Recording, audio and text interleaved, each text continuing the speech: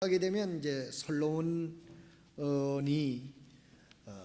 번영에 섰을 때 세계 각국의 왕비를 많이 두고 그 왕비가 오면서 자기들의 섬기는 우상들을 다 가지고 와서 집 후원에다 그걸 만들어 놓고 그렇게 섬겼어요. 그래서 솔로몬이 아주 통이 크고 담대해 가지고 나는 하나님 섬길 테니 너 나라에 믿던 건 네 개인적으로 믿어라, 아마 이랬던 모양이에요. 여러분 이거 조심해야 됩니다. 우리 가정에서도 가장이 자녀들이라든지 가족들의 영적 상태를 살피지 않으면 지금은 당장 모르겠죠. 그 아이들이 크고 장성하게 되면 그때는 이미 컨트롤도 안 되고 참 어렵죠. 이 솔로몬이 이렇게 돼서 단초가 돼가지고 우상이 각 나라에서 들어왔는데 그 중에 아세라 신상하고 바알 신상이 가장 아주 많은 우상을 섬기는 그런 신상이었습니다. 여기 나타난 그 바알 신은 그 왕실에서 450명이나 돈을 들여가지고 먹여 살리면서 그 사제들을 두었으니까 뭐 얼마나 많아요. 그런데 하나님께서 여기 이 엘리야가 너들 이렇게 우상 섬기면 하나님께서 너희들을 가만두지 않을 거다. 그때는 농경 사회였으니까 이스라엘은 특별히 물이 아주 생명줄이었습니다. 3년 6개월 동안 너희들이 이렇게 우상천국이 됐는데 하나님이 가만히 두시겠느냐. 비를 내리지 않을 것이다. 이 엘리야가 이렇게 예언을 하고 다녔습니다. 진짜로 303년 6개월 동안 비 한 방울이 오질 않은 거예요. 여러분 우리나라는 금수강산이라서 물이 그래도 비교적 흔한 나라인데요. 이 이스라엘은 물이 참 그 귀한 나라입니다. 그런데도 3년 6개월 동안 비가 하지 않았으면은 그 극심한 고난은 말할 수도 없는 거예요. 그때 이제 이 엘리야가 영적인 도전을 하는 거죠. 자, 우리가 갈멜산에 올라가서 너희들이 숨기는 바알이 진짜 신이라면 이 난국을 해결해야 될 게 아니냐. 비가 오지 않으니까 우리가 비를 오게 한번 하자. 그래서 너희들이 바알이 비를 오게 하게 되면 바알이 참신이라고 인정해주고 내가 믿는 하나님이 내가 기도해서 비가 오면 내가 믿는 하나님이 참마의 하나님인 줄 알고 군더더기 붙이지 말고 토 달지 말고 이스라엘을 회개하고 내가 전하는 하나님을 믿도록 하자. 이 도전을 한 거예요. 뭐 지금 같았으면은 뭐 우리나라의 상계 공중파 방송 또 뭐 지상파 방송 모든 게 아마 중계를 했을 그런 환경 아닙니까? 그래서 이제 날짜를 정해서 450명의 바알 선지자가 막 거기서 기도를 하고 기도를 해도 비가 올 생각을 안 하니까 자기 옷을 찢고 자기 막 살을 찢어가지고 피를 흘리고 막 그야말로 우상이 하는 사탄이 하는 짓을 다 하면서 했는데도 비 한 방울이 오질 않는 거예요. 그 옆에서 엘리야는 야, 너희 하나님이 잠자는 모양이다. 저렇게 떠들고 기도해도 까딱을 안 하고 옆에서 엘리야는 조롱을 합니다.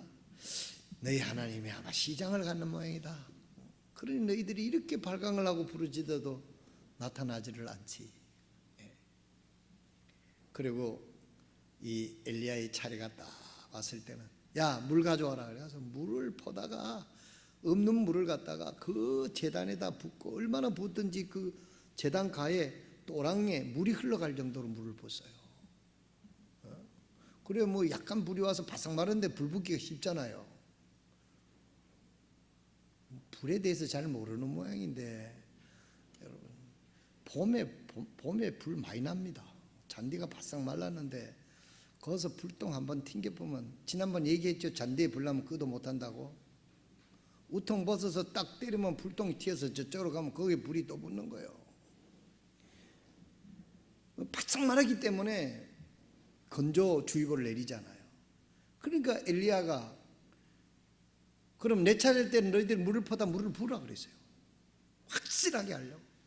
그 물을 뭐 그냥 붓는 동 마는 동 한 게 아니라 얼마나 물을 많이 붓던지 그 성경의 표현대로하면 그 또랑에 물이 흘러내려갈 정도로 물을 붓어요. 그리고 엘리야가 길게도 하지 않았어요. 하늘 우러러 하나님 앞에 기도했더니 그 즉시 불이 내려와서 제단의 것을 다 태워버렸어요. 그러니까 뭐 꼼짝없이 이 바알신을 섬기던 사람들은 이제 패배를 한 거죠.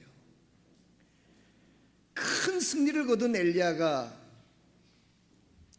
이제 백성들에게 바알 선지자들을 기손 시냇가로 데려가 다 죽여버리게 했습니다. 깨끗하게 아주 청소를 하게 된 거죠. 그리고 엘리야가 간절히 기도를 했더니 다시 하늘에서 비가 내려와서 해갈이 됐습니다. 그쯤 됐으면은 왕과 왕비가 바알 여기 엘리야한테 와서 감사패를 주고 훈장을 줘야 되는 거 아닙니까? 뭐 동백장을 주든지 뭘 주든지 훈장을 내려야 되는데 이놈의 이 이사벨은 말이야. 자기 그 우상 섬기는 선자들 죽였다고 너도 저들처럼 내가 반드시 죽이지 않으면은 내가 섬기는 바알신이 노할 거다 이러면서 이 엘리야를 죽이려고 아주 그냥 얘기를 하는 거예요. 여러분 생각해보세요. 한 개인이 아니고 일개의 왕비가 말이죠. 그때도 왕비가 왕보다 더 셌던 모양이야. 아방은 그런 말 안 했는데 이세벨이 그랬거든. 그러니까 이 엘리야도 눈치가 빨랐는지 왕비가 왕보다 센 줄 알았는지 하여튼 막 겁을 먹고 도망을 가게 됐습니다.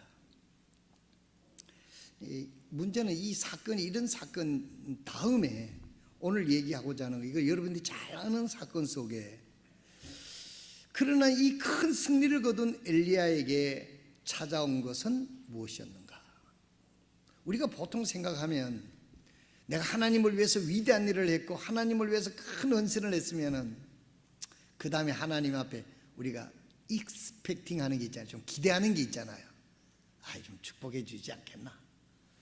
제가 지난 주일 우리 주일 예배 마치고 우리 집사님들과 우리 교회 형제들하고 만나서 뒷집 그 나온 거 복도방에서 연락 온 거 의논을 했더니 모두가 그러면 사자고 이렇게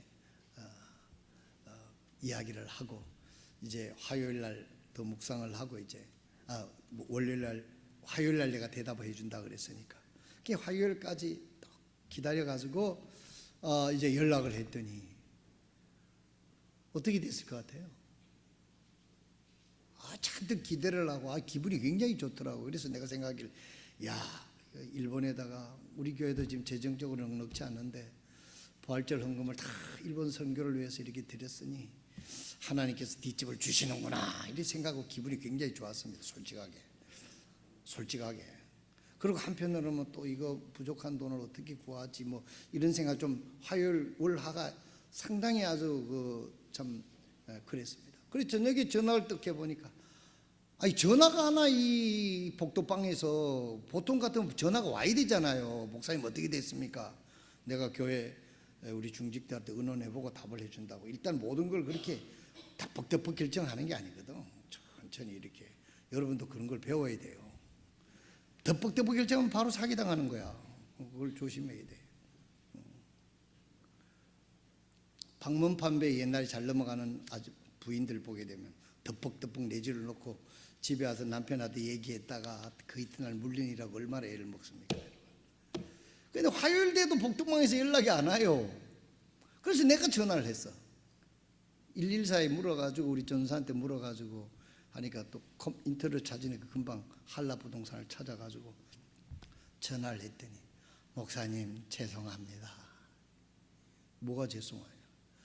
글쎄 다른 복도방에도 내놨던 모양이에요. 벌써 팔려버렸습니다. 이러는 거예요. 아, 기분이 별로 안 좋았어요. 참 약간 실망감이 오더라고요. 이 모든 게 핀트가 지금 잘 맞아가다가 왜 이렇게 이빨이 팍 빠지는가, 이런 생각을 이제 쭉 하고 있었는데, 지난주 결석하신 분들은 뭔 얘기인지 모르지만 그냥 듣고 넘어가시면 됩니다. 결정이 이렇게 된 거니까. 이 엘리야도 갈멜산에서 450명의 바알 선지자, 그 우상, 하나님이 가장 싫어하는 게 우상 아닙니까? 그 우상을 물리쳤으니 하나님께서 나에게 정말 이스라엘 민족이 회개하고 돌아오고 하나님의 왕국이 회복이 되는구나, 이렇게 기분이, 이런 기대를 가지고 있습니다. 오히려 이세벨이 내가 널 죽이지 않고는 밥도 먹지 않겠다고 아주 결연의지하게 발표를 하고 이러니까 이게 어떻게 된 것이냐 하고 여기 있는 엘리야가 굉장히 실망을 하게 되는 것을 볼 수가 있습니다. 엘리야는 이제 결단을 냅니다. 현명하게. 야, 내가 차라리 아합 손에 죽느니 내가 하나님의 손에 죽고 싶다고. 그리고 멀리 도망을 가서, 한동안 가서는 이제 같이 가던 수행원이 있었겠죠. 거기다 두고 종을, 성경에 보면 종을 두고 자기 혼자 더 깊이 들어가서 로뎀나무 그늘에 탁 누워서 이야기를 하는 겁니다. 죽고 싶습니다, 이렇게 이야기를 하는 것을 볼 수가 있습니다. 차라리 하나님의 손에 죽고 싶다면서 하나님에게 생명을 거두어달라고 애원하게 됩니다. 그런데 이 부분에 대해서 많은 사람들이 논란이 많아요. 여기 4절에 보면 그러지 않습니까? 그러나 그가 스스로 하룻길을 가서 광야로 들어가 로뎀나무에 이르러 그 밑에 앉아 스스로 죽기를 구하여 이르되, 오 주여, 족하오니 이제 내 생명을 취하소서. 나는 내 조상들보다가 낫지 아니하나이다. 이게 당시에 엘리야의 그런 속마음이었습니다. 아합에게 죽느니 하나님께 죽는 게 낫지 않습니까? 이 사실을 어떻게 해석해야 될까요? 그가, 어떤 사람은 진정이었을까, 이렇게 생각도 합니다. 진짜 죽고 싶으면 조용히 가서 죽지, 뭐 하나님 앞에 죽여달라고 뭐 그렇게 하겠는가. 그래도 그 엘리야는 하나님의 종인데 하나님의 생명이 하나님의 것이라는 걸 아니까 그렇게 할 수 없지요. 하나님이 거두어 가세요. 아주 점잖게 하나님 앞에 투정을 부리는 게 아닌가, 이런 생각을 해보기도 합니다. 어떤 신학자는 엘리야가 극도의 스트레스를 받아서 우울증에 걸리지 않았는가, 이렇게 생각을 하기도 합니다. 우울증 증상이 되면 이런 현상도 있다고 하는 이야기들을 합니다. 어쨌든 여기 엘리야는 깊은 절망감에 빠진 것은 사실입니다. 오늘 저는 이 절망감에, 우리가 하나님을 믿고 믿음의 생활을 하다가 깊은 절망감에 빠졌을 때 우리가 이것을 어떻게 극복할 수 있느냐, How to overcome, 어떻게 이것을 극복하느냐 하는 것에 대해서 오늘 하나님의 말씀으로 우리가 분석해 보기를 원합니다. 사랑하시는 성도 여러분, 여러분들은 하나님을 섬기다가 어떤 실망감에 빠진 적은 없습니까? 또 아주 깊은 절망감에 빠져서 뭐 신앙을 포기한다든지, 뭐 교회 오는 것이 너무 힘들다든지, 뭐 이런 느낌을 우리 믿음의 경험상 한 번쯤은 다 했을 겁니다. 아무리 예수님을 잘 믿고 아무리 믿음의 생활을 잘한다고 하더라도 내적인 갈등을 우리에게는 있는 것이고, 그 내적인 갈등 속에서도 믿음으로 이것을 극복하고 하나님 앞에 서는 것이 승리하는 그리스도인의 그 자세고 태도가 아닙니까? 여기 있는 엘리야 같은 사람이 이런 절망감에 들었으니까 저나 우리 모두는, 우리에게도 이런 절망감이 찾아오지 않겠는가, 이렇게 생각합니다. 저는 제 사역에서 뭐 여러 가지 그런 절망감이 있습니다만은, 뭐 가장 큰 가슴 아픈 때도 있었지만 보통 사역에 왜 이럴까 하는 절망감이 두 가지가 있었어요, 내 경험상으로는. 하나는 우리 캠프장을 우리가 구입한 지가 25년이 되는데 왜 우리가 길을 못 낼까? 왜 길이 없는데도 이렇게 살까? 이렇게 했는데 왜 하나님께서 길을 낼 수 있는 길을 주시지 않을까? 생각해보면 그럴 때 약간 절망감이, 약간 실망감이 들 때가 있었어요. 또 그러다가도 아이고 뭐 정 길이 없으면 저 밑에다 차를 대놓고 그 정도는 걸어 댕겨도 요즘 사람들 걷지 않는데 운동 삼아 걸어도 댕겨 괜찮다, 이렇게 내 자신이 스스로 위안을 할 때도 있었습니다. 한때는 또 우리 길을 낼 수 있도록 저쪽으로 다 돼가지고 우리 교회 그 남선교회에서 헌금을 다 약속을 해가지고 다 준비를 했는데 어떻게 그쪽에서 일하던 사람이 잘못돼가지고 땅을 구입을 하지 못해가지고 몇 집에 어울러서 길을 내는데 그 이제 또 캔슬이 돼버리지 않았습니까? 왜 길이 이렇게 낮아? 참 쉬운 것 같은데도 왜 이렇게 어려울까? 또 하나는 내 생애에 우리 교회가 이번에 유럽에 가서 또 한 가지 느낀 건데, 제가 갔던 우리가 갔던 그 유럽의 대도시는 다 큰 도시고 유명한 도시입니다. 여러분 그 독일의 하이델베르크를 첫 번째로 갔는데요, 프랑크푸르트는 가도 그냥 자고 거기서 출발을 했어요. 그래서 제일 첫 번째가 하이델베르크라고 하는 아주 아름다운 도시고 교육 도시에 잡지책에도 많이 나오는 그런 곳입니다. 거기를 갔는데 그 마을 중심에도 가장 핵심적인 중심에 큰 교회당이 들어서 있어요.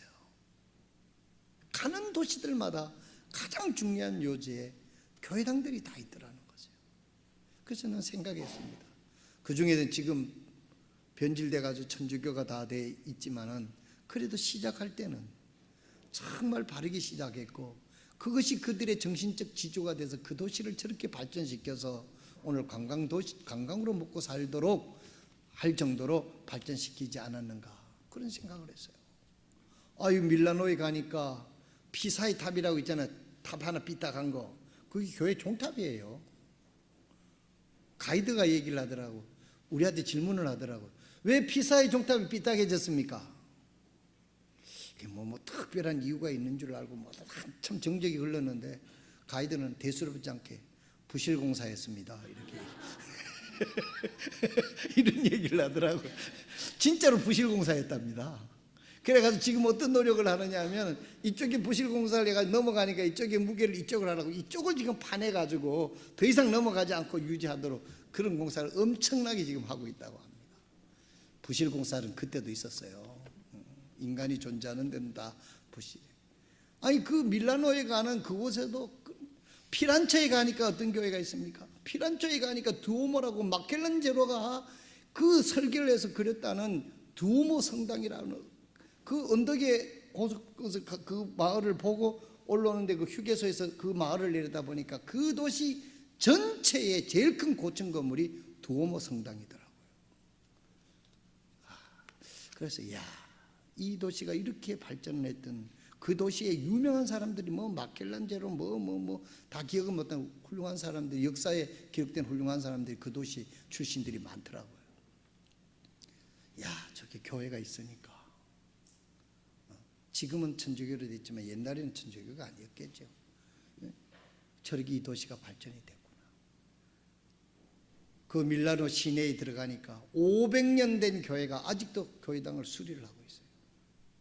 그 교회당 이름을 내가 오늘 엄청난, 그 밀라노하고 피사하고는 거리가 얼마 안 되는데 그 도시 제일 중심에 가장 큰 교회당이 있고 그 앞이 광장이에요, 광장. 밀라노 여러분 패션의 그런 종사 아닙니까?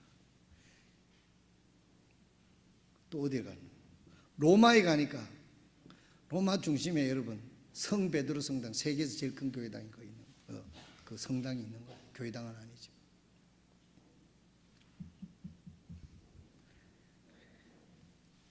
파리에 가니까 제일 큰 노틀담 사원이라고, 가보지는 않았지만 저희가 노틀담 사원을 버스에서 알려주더라고요. 몽블랑 언덕 제일 센터에 거기도 성당이 있어서 파리 시내의 제일 중심지에. 영국에 갔더니 여러분 국회의사당 바로 옆에 무슨 민스턴, 웨스트 민스턴 사원이 거기 고딕 건물로다. 제가 한 가지 느낀 게, 그래, 하나님을 섬겼던 사람들, 하나님을 바로 섬겼던 사람들을 한 저렇게 발전되고 정신적으로 예술적으로 모든 면으로 저렇게 됐구나. 제가 뭐 연구 하나라도 그냥 느낌으로 받는 게 그린 것이었던 것을 저는 생각합니다. 그래서 제가, 야, 우리 교회당도 이렇게 이제 골조 건물로 잘 지었으니까 예수님이 더 드신다면 100년 후에 관광명소가 되도록 뭐 좀 잘 해야 되겠다, 이런 생각을 했습니다. 성당이 돼서 관광명소가 되죠, 이런 얘기 아닙니다. 여러분 오해하지 마세요. 이 뒷집에 새 집을 사가지고 싹 털고 차가 일로 들어가서 절로 딱 나가면 좋겠다. 엘리베이터도 넣었으면 좋겠다. 그래서 이번에 한 집이 그래도 내가 생각지도 않은데 사라고 연락이 와가지고 이게 기회구나 했는데 이렇게 되니까 적잖은 실망을 했다, 이런 얘기입니다. 여러분, 어떤 문제가 일어났었을 때, 절망감이 일어났었을 때 보통 우리는 이렇게 얘기합니다. 그 고난의 원인을 알면 문제 해결이 있다, 이렇게 얘기를 합니다. 여러분 맞습니까? 고난의 문제를 알면, 절망의 문제를 알면 우리가 해결책을 찾을 수 있다는 얘기입니다. 그런데요, 기독교 지금 세계에서 가장 비싼 강연자고 저작료를 하는 필립 얀시라고 하는 사람이 있습니다. 그 사람은 그의 저서에 이렇게 얘기를 했어요. 고난의 원인을 알아도 해결하지 못할 문제가 얼마든지 있을 수 있습니다. 여러분, 우리가요, 내 죄를 내가 알렸다 그랬잖아요. 우리 잘못한 거 다 알면서 해결하지 못하는 사람들 얼마나 많이 있습니까? 속으로 우리 잘못된 걸 다 알아요. 그래도 해결하지 못하는 사람, 왜? 우리 의지가 부족하기도 하고 우리가 연약해서 해결하지 못하는 경우도 있습니다. 그러면서 필립 얀시는 이렇게 얘기를 했어요. 인생을 모든 문제를 주관하는 그분을 알 때 고난과 문제를 해결할 수 있다, 이렇게 얘기를 했습니다. 그 말이 맞지 않습니까, 여러분? 우리의 고난의 원인, 고난의 문제, 이런 것을 다 알아도 우리가 연약하고 의지가 부족해서 그걸 해결하지 못할 수도 있지만은 우리 인생을 다스리시는 그분을 알 때, 하나님을 알 때, 하나님 앞에 나갈 때, 하나님의 능력을 입을 때, 하나님의 말씀을 믿고 순종할 때 하나님의 능력이 우리의 원인과 고난과 모든 것을 해결할 줄로 믿으시길 바랍니다. 이게 믿음이에요. 믿음이 없어도 문제를 잘 분석할 수도 있고 해결할 수도 있는 것입니다. 그러나 해결하지만 그 문제를 분석은 하지만 그 문제를 아우를 수 있는 능력은 하나님뿐이 없다는 사실을 깊이 우리는 인식하고 그분을 알기로 헌신하는, 노력하는, 겸손해야 하는 저와 여러분 되시기를 주님의 이름으로 부탁드립니다. 그분을 알면요, 왜 이런 어려움이 있을까? 왜 문제가 있을까도 알 뿐만 아니라 그분을 통해서 해결할 수 있구나, 그분만이 해결할 수 있구나, 그분이 내 아버지구나, 그분이 나를 사랑하시는 분이구나 알 때 더 이상 문제가 될 수 없다는 것이죠. 다만 내 쪽에서 문제를 해결하면 하나님은 언제든지 도와주실 수 있구나 하는 것을 알게 되는 거죠. 여기에는 엘리야는 왜 이런 그 위대한 영적인 자이언트가 왜 이런 어려움에 척 빠졌을까? 얼마나 어려웠으면 죽기를 원하잖아요. 하나님, 내 영혼을 데려가세요. 이런 세상 내가 더 이상 살고 싶지 않습니다. 영적으로 승리를 이렇게 거두어서 바알의 선지자 450년을 처리하고 영적인 쇄신을 일으켰는데도 나에게 돌아오는 것은 그저 죽음뿐이고, 저 왕비가 나를 죽이겠다고 군대의 권력을 벌써 풀어서 나를 찾는 이런 세상에 내가 할 수 있는 일이 뭐겠습니까? 하나님, 이거는요 자기 신세를 타령하는 것 같지만 하나님을 원망하는 거예요. 하나님 지금 안 도와주시고 뭐하고 계세요? 필립 얀시가 책 쓴 원제는 이랬습니까? 하나님 내게 왜 이러세요? 이 책입니다. 우리는 가끔 왜 하나님 내게 이런 고난을 주시고 왜 나에게 이런 어려움을 주십니까? 하고 하나님을 원망할 때가 있습니다. 엘리야가 지금 그런 형상이 있는 거예요. 그러면 왜 엘리야가 이렇게 됐는가? 첫째, 교만으로부터 왔습니다. 엘리야의 교만입니다. 여러분, 겉으로는 겸손한 것 같지만은요, 이 사람의 기도나 이 모든 것 내용을 들어보면 속에 상당한 교만이 엘리야 속에 차고 있는 것을 볼 수가 있습니다.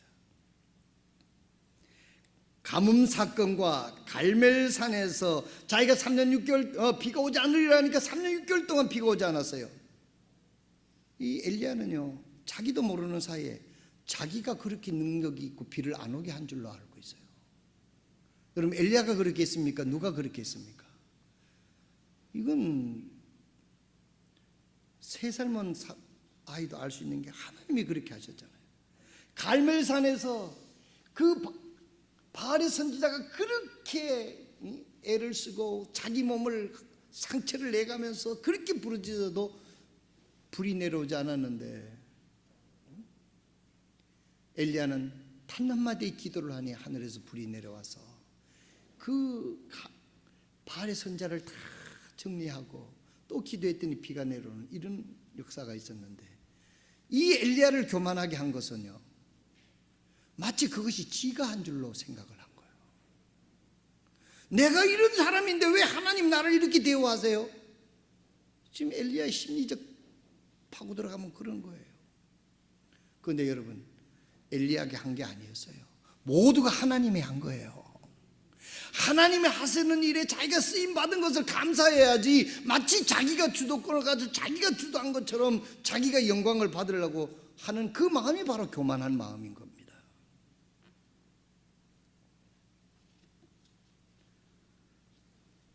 겸손한 사람에게는 하나님의 승리가 아닌 교만한 사람은 하나님의 승리가 아닌 자신의 승리로 여겼습니다. 오늘 우리 모두도 내가 여기까지 오게 한 것, 하나님의 은혜라고 하는 그 고백이 하나님 앞에 진정으로 드려질 수 있기를 바랍니다. 지금까지 지내온 것 하나님의 은혜라. 내가 이렇게 건강할 수 있는 것, 우리 가정이 이렇게 화목할 수 있는 것, 우리 자녀들이 믿음으로 잘 자란 것, 우리가 잘못 생각하게 되면 내가 잘 관리를 해서 내가 열심히 해서 그렇게 된 거라고 생각하는 경우가 많습니다. 여러분, 이 세상에 여러분보다 더 열심히 한 사람도 있지만은 어떤 결과도 갖지 못한 사람이 수없이 많을 것입니다. 하나님의 은혜였음을 알고 하나님께 감사하시기를 바랍니다. 왜 하나님이 나를 이렇게 대우하시냐고 하나님 앞에 대드는 자세는 그 자신이 교만하기 때문에 그랬을 겁니다. 그는 고독했습니다. 아무도 없었습니다. 겸손한 사람에게는 고독이 올 수 없습니다. 많은 사람들 아유 교회 갈라니 꼴 보기 싫은 사람 많아서 못 가겠다는 사람도 있어요. 별별 사람이 다 있죠. 여러분, 우리가 영적으로 겸손하게 되게 되면 다 나보다 귀한 사람들이에요. 영적으로 보면 다 필요한 사람이에요. 우리가 어울러서 하나님의 은혜로 구원받았기 때문에 우리가 정말 하나가 돼서 주님을 섬길 수 있는데, 자기가 하나님의 축복을 고치 자기가 훌륭해서 된 것으로 생각하게 되면 자기 자신이 교만해지는 거예요. 스스로 자기 자신이 고독해지는 것입니다. 격리가 되어지는 겁니다. 그래서 여기 엘리야도 깊은 영적 고독감에 빠지게 된 것을 볼 수가 있습니다. 이 모든 원인이 엘리야는 그 모든 갈멜산에 불이 내려오는 것, 비가 오게 되는 것, 비가 안 오게 되는 것 전적으로 하나님이 주도했는데 엘리야는 자기가 착각하는 거예요. 내가 한 거로, 내 공로로. 그러다 보니 자기 자신이 교만해질 수밖에 없는 것이죠. 여러분, 오늘 우리는요, 하나님 앞에 주신 것 작은 것 하나라도 늘 감사하는 습관이 되지 않으면 언젠가 내 자신도 모르게 영적인 교만에 빠지기 쉽다는 것을 기억할 수 있기를 바랍니다. 하나님 감사합니다. 하나님 감사합니다. 이것이 하나 스위트한 스피리트입니다. 정말 이 감사하고 즐거워하고, 이 얼마나 주고 싶고, 얼마나 함께하고 싶고, 얼마나 정말 아주 달콤한 그런 아주 사근사근한 그런 성품입니까? 두 번째로 엘리야는 아주 무서운 독선에 빠져 있었습니다. 10절에 보게 되면 나만 남았거늘 이럽니다. 나만 남았거늘. 자기 혼자만 남았다. 그런데 자세히 성경을 읽어보게 되면 18장 10절에 보면 하나님께서 오바다가 숨겨놓은 100명의 선지자들이 엘리야 말고도 100명이나 더 있었어요. 그런데 자기 혼자만 있다는 거예요. 또 하나님께서 또 얘기해 줍니다. 19장 18절에 보게 되면 바알에게 무릎 꿇지 않는 7,000명을 내가 남겨놨다 그랬어요. 그런데 여기에는 엘리야는 내 혼자만 잘 믿고, 내 혼자만 진실하고, 내 혼자만 착실하고, 내 혼자만 진짜로 믿고, 저것들은 다 하나도 없습니다. 저 사람들은 노바디고 나야말로 썸바디입니다. 저 사람들은 아무것도 아니고 나야말로 얼마나 훌륭한 사람입니까? 이것이 바로 그를 독선에 빠뜨리게 됐다는 것입니다.